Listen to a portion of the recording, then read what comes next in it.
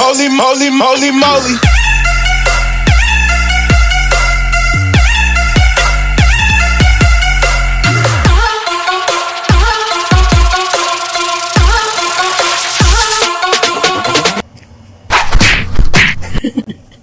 So, ayan, magluluto na naman tayo.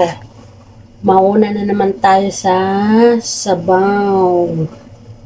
So, ayan, magluluto tayo ngayon ng apple sa pear na soup. So, meron tayo ngayon carrot, yung pear pala to.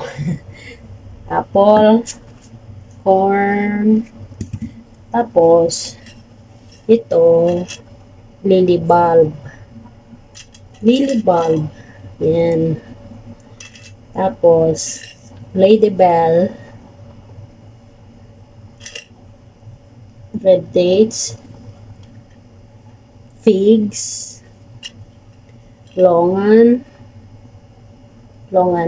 yung bunga niya dried, yung bitter na almonds, kasi ito meron siyang yung ganitong klase ng seed, may bitter saka sweet, yung mas malalaki bitter. Tapos ito yung para siyang ano ganyan, yan makikita nyo yan sa palengke, yung Solomon seal, yan.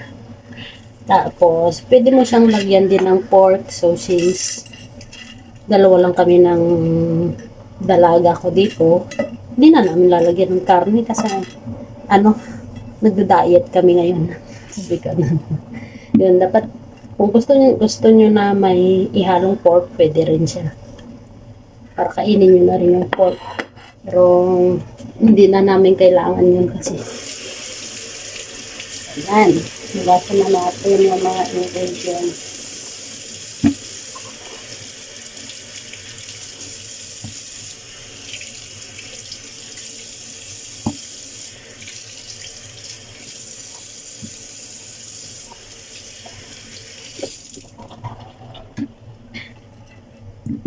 Gasa na natin itong mga to para mauna na siya. Ilagay sa sabaw sa tubig. Napakuluan na.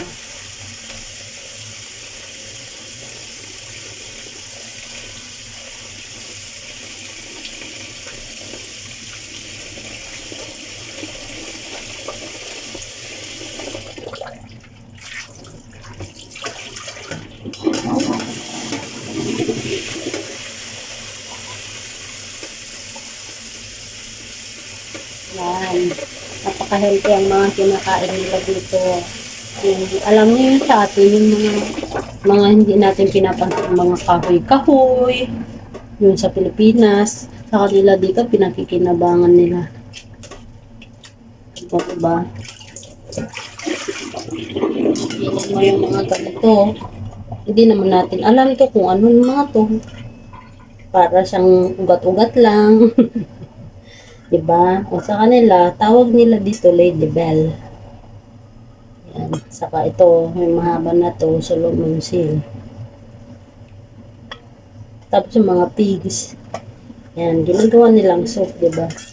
Yung dapat, gawan rin nating soup yung mga puno natin na acacia. Yung mga puno ng nara, baka pwede rin gawing soup yun. Sa kanila, kinakain lahat eh. Tapos yung mga bato-bato natin sa dagat, baka pwede rin yun. Joke lang. Pero hindi sa kanila talaga, meron ako naluto sa kanila na shell talaga, shell siya. Pinapakuluan lang namin yung shell. Tapos iniinom nila yung sabaw. Yun. O diba, healthy naman. Kahit pa paano.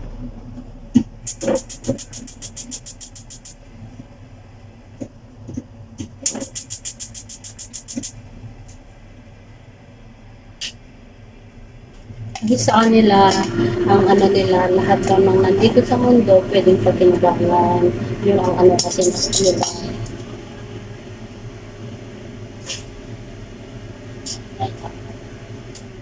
Mamaya na lang yun. Hindi pa naman ako paingay para naman marinig niyo ako. So, ayan. Yung ano,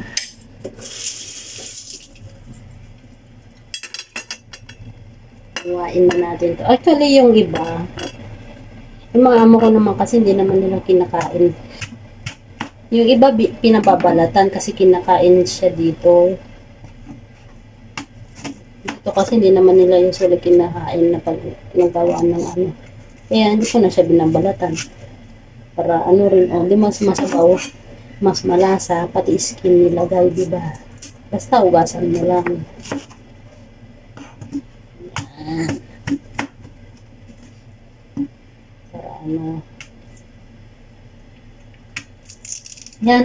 Ganyan lang yung paghiwa dito. Simple lang. Walang arte-arte kasi malulusaw din naman to pag hinalo-halo mo na mamaya lalambot na rin. Yan. Tanggalin mo nga lang yung buto niya kasi pag nilagay mo yan, mapait. Kaya yun ang tatanggalin mo.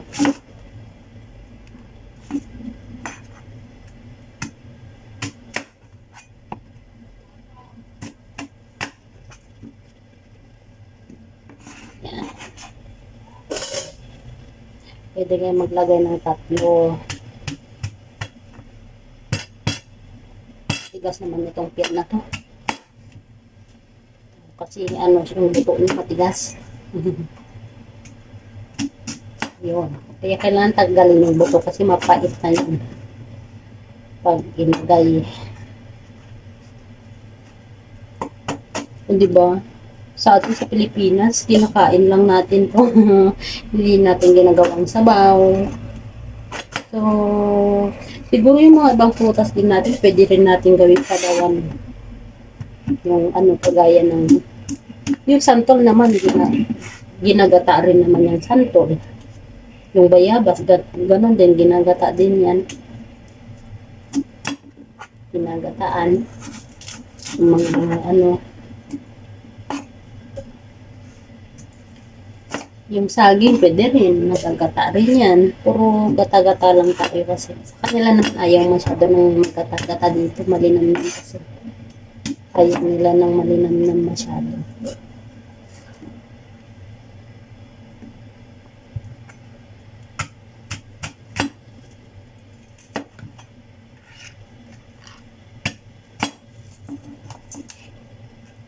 So, tanggalin itong mga buto kasi ang pait-pait nito pag ano, nilagay kasi.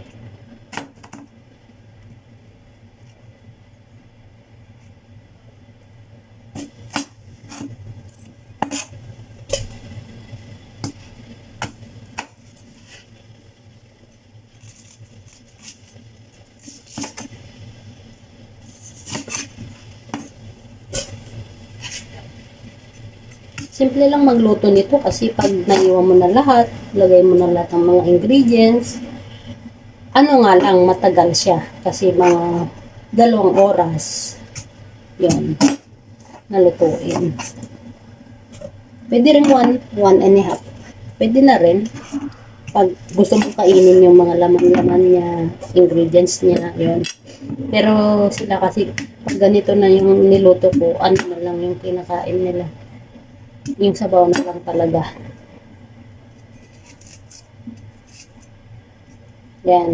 Ganon din sa apple. Tanggalin nyo yung buto. Kasi mapait yun.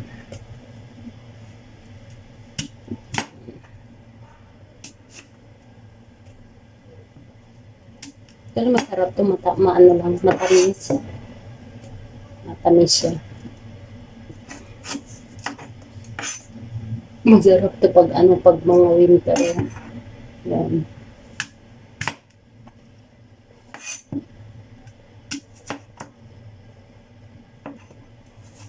Yan, ganun lang kadali ito lutuin. Pag nahiwa mo na lahat, iboboil mo na. Antayin mo na ng 1 oras kalahati o kaya 2 oras. Yun, tapos na.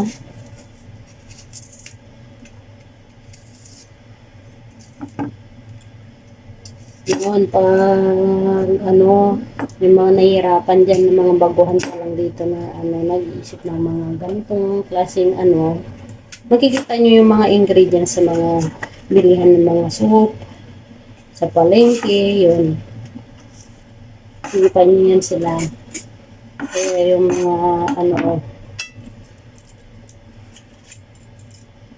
dapat may mga picture kayo na yan. Pag makikita nyo na, screenshot nyo na, yung ganun.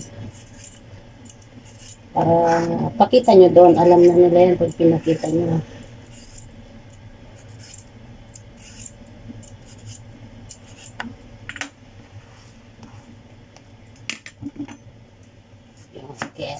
Carrot ko half lang kasi ano naman to rin, dagdag lasa lang. Yan, pa-triangle ulit. Ang hiwa.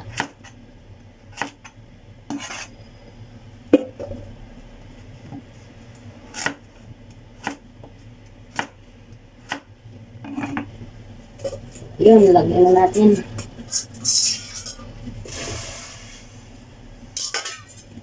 Tapos, yung corn, lagay na rin. O, ito, kukubaran na naman natin siya sa puwet. Sa puwet. O, diba? Totoo naman, hinubaran ko, diba? O, pa na naman itong mga pag-ibad na naman. Porque sinabi ko yung hubaran sa puwet. Tinataga ko lang siya sa puwet para madali siyang iganon. Kasi pag ito siya, yung pinakadolo, yan. O, ang hirap-hirap gaganunin mo pa pag hindi mo yung tanggalin. Yan. Dapat utak lang gamitin. Nasa leg na, sa mobra na kasi.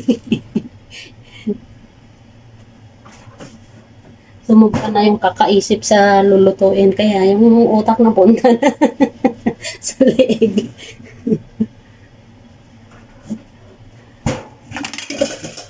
Nahulog pa yung kutsilyo na.